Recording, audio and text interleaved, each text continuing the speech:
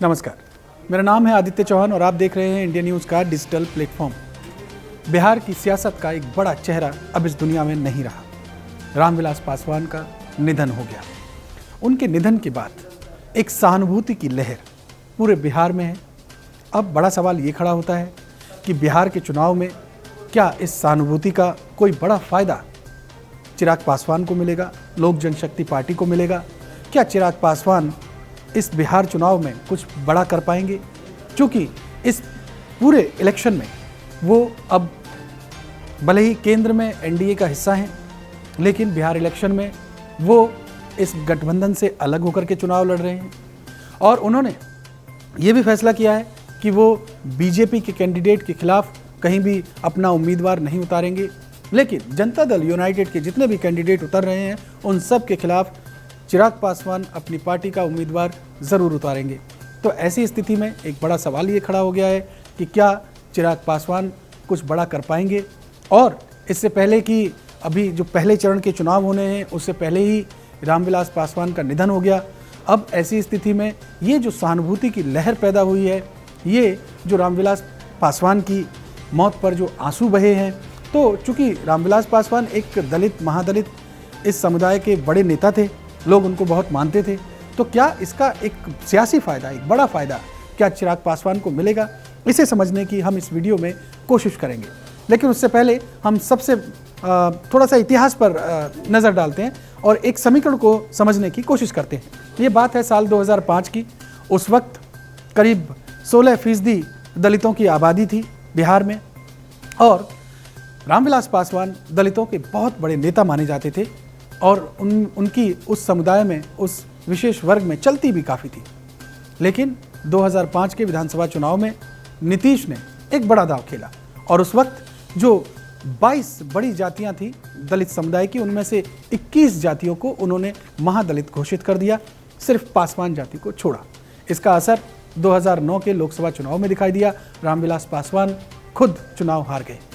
2010 में इसका असर फिर से दिखाई पड़ा और जो नीतीश हैं उनको फ़ायदा मिला चुनाव में। 2014 के जो लोकसभा चुनाव हुए, उन चुनावों में रामविलास पासवान एनडीए का हिस्सा थे और भारी बहुमत के साथ जब एनडीए केंद्र में आई, रामविलास पासवान केंद्र में मंत्री भी बने। 2015 के अंदर जो बिहार में विधानसभा चुनाव हुए, उसमें नीतीश कुमार एनडीए से अलग हुए और उन्होंने महागठबंधन के साथ अपना मेल मिलाप बढ़ाया। लालू के साथ वो चुनाव लड़े थे और उन्हें बड़ी जीत भी हासिल हुई थी। लेकिन एलजेपी जो कि उस वक्त एनडीए का हिस्सा थी, वो बिहार चुनाव में कोई बहुत बड़ा परिवर्तन या बहुत बड़ी जीत वो हासिल नहीं कर पाई। अब जबकि 2020 में विधानसभा चुनाव होने जा रहे हैं बिहार के अंदर, ऐसे में नीतीश कुमार फिर से एनडीए का हिस्सा हैं, वो बीजेपी के साथ बिहार में चुनाव लड़ रहे हैं।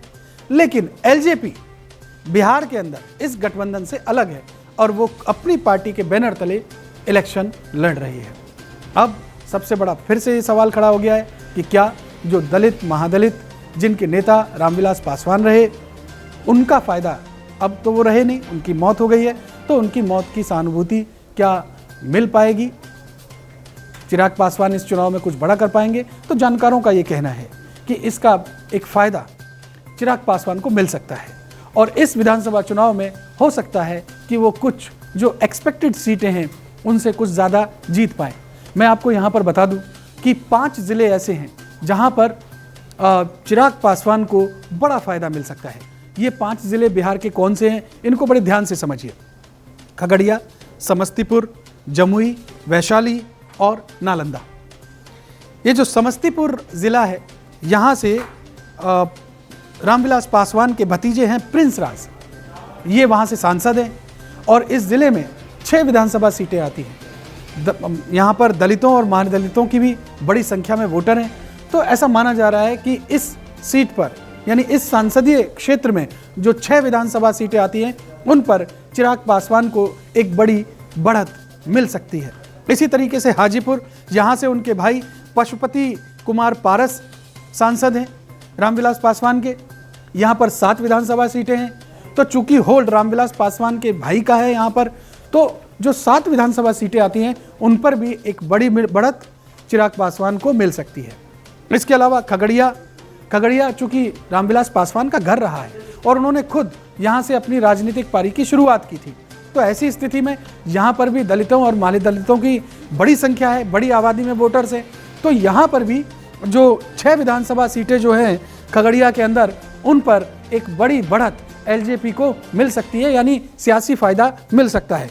इसके अलावा जमुई से चिराग पासवान खुद सांसद हैं और यहाँ पर 6 विधानसभा सीटें जमुई के अंडर में आती हैं।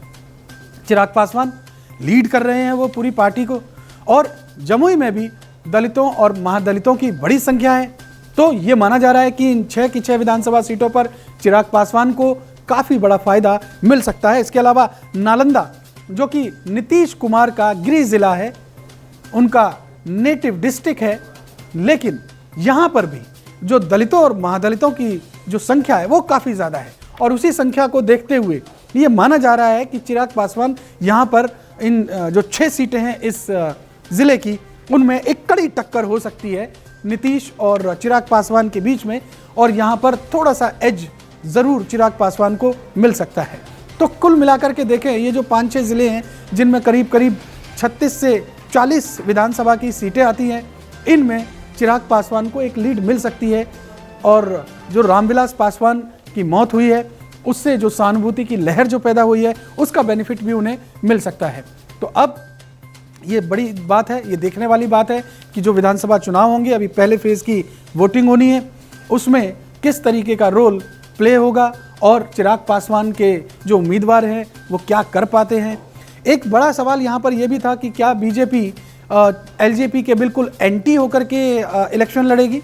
हालांकि आपको ध्यान होगा कि जब एलजेपी अलग हुई उसी दौरान बीजेपी की तरफ से साफ कर दिया गया था कि कोई भी पार्टी जो एनडीए का हिस्सा नहीं है बिहार विधानसभा चुनाव के अंदर वो पीएम नरेंद्र मोदी की फोटो का इस्तेमाल इलेक्शन कैंपेन के दौरान बिल्कुल नहीं कर सकेंगे। लेकिन जैसे ही रामविलास पासवान की मौत हुई उसके बाद अमित शाह का जो ट्वीट आया उसमें भी एक सॉफ्ट कॉर्नर एलजेपी के प्रति जरूर दिखाई दिया है। इस ट्वीट में क्या कहा गया ये भी समझ लीजिए। अमित शाह ने ये कहा है कि मोदी सरकार उनके गरीब कल्याण और बिहार के विकास के स्वप्न को पूर्ण करने के लिए कटिबद्ध रहेगा। ये उन्होंने रामविलास पासवान की मौत पर ट्वीट किया है, तो इसमें भी एक सॉफ्ट कॉर्नर जो है वो एलजेपी के प्रति दिखाई दिया है। तो कुल मिलाकर इस विधानसभा चुनाव में ये अभी जो जानकार हैं, जो राजनीतिक विशेषज्ञ हैं, वो ये मान रहे हैं कि थोड़ा बहुत एज चिराग पासवान को मिल सकता है, लेकिन जो टक्कर है वो बहुत कांटे की होने जा रही है। तो बिहार चुनाव से जुड़ी जो भी खबरें हैं हम आपको यूं ही समझाते रहेंगे पूरे विश्लेषण के साथ। आपको ये वीडियो कैसा लगा आप कमेंट बॉक्स में जाकर के जरूर लिखिए, इस जानकारी को शेयर कीजिए और हमारे चैनल को सब्सक्राइब कीजिए। बहुत शुक्रिया।